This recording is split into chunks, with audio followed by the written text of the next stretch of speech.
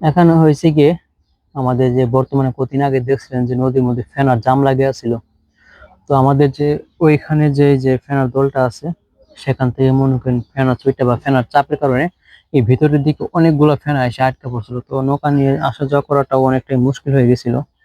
তো এখন যেহেতু জোয়ার লাগছে, পানিও মোটামুটি আল্লাহর রহমতে কিছুটা বাড়ছে, পানি আরো বাড়বে, কারণ এই জোয়ারটা 7 থেকে 8 দিনের মতো থাকবে। তো পানিটা আবার আরো একবার কমবে, মানে ভাটা আরো একবার লাগবে, তারপর থেকে মনে করেন পানি আবার বাড়তে থাকবে। তো এখন যেহেতু পানিটা কিছু বাড়ছে, এই ফেনাগুলা মানে বের করে দিবি, ফেনাগুলা বের করে দিয়ে এই যে ঘাসের দলটা কেউ পিছনে নিবে, সাথে এই যে ফেনার দলটা এটা কেউ ঠিক করবে। এটা তো অনেকটাই মনে করেন ভিতরের দিকে আইসা পড়ছে, মানে এদিকে আসা যাওয়ার পথটা অনেকটাই বন্ধ হয়ে গেছে।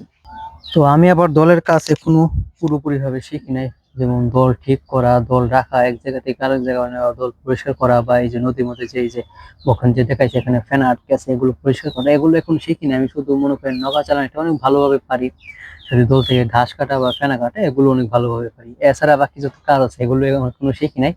তবে ইনশাল্লাহ আস্তে আস্তে এগুলো শিখে ফেলবো। আর ওইখানে এখন আব্বু যে দলটা গেছে সেই দলটাও মনে করেন আমাদের। এটা যদি আপনাদেরকে বোঝায়, এখানে এই যে বনকুঞ্জির যে বাসটা, এখানে থেকে এই যে সিম বরাবরই পর্যন্ত, ওই যে ওই সাইডে যে ডান সাইডে যতটুকু ঘাস কাটা হয়েছে এতটুকু পর্যন্ত আমাদের।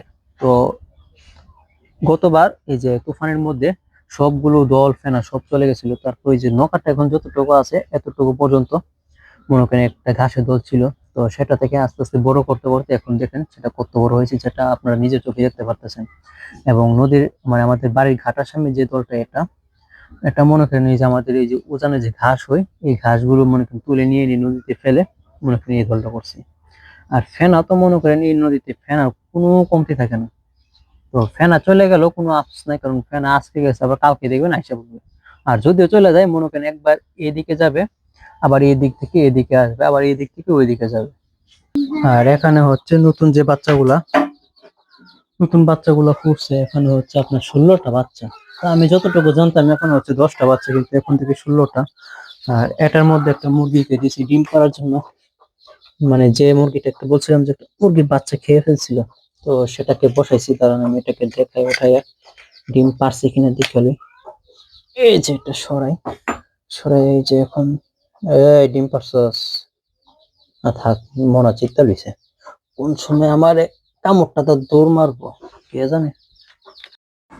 তো মনে করেন এভাবে আমার জীবন চলতেছে, একবার গরুর কাছে, একবার হাঁস মুরগি দেখাশোনা করে, একবার নদীর পাড়ে যাই, একবার দোকানে যাই, বাকিক্ষণ মনে করেন ঘরে বসে বসে মোবাইল টিভি। তো মনে করেন বাইরে যে বন্ধু বান্ধবদের সাথে আড্ডা দিতে যাব বা কোথাও ঘুরতে যাবো, বাইরে সময় কাটাবো, এরকম অবস্থায় আমি নেই, কারণ এগুলো আমি পছন্দ করি না। আমার কথা হচ্ছে কি ভাই, কাজ করুন, ব্যবসা বাণিজ্য করুন, খামু দামু ঘুমামু, এতটুকু। এছাড়া বাকি যে আজারে কত ধরনের কত কাজ মানে আমাদের বর্তমান যুগের পোলাপানরা করে, এগুলোর মধ্যে আমার মনে অতটা আগ্রহী আমার নাই।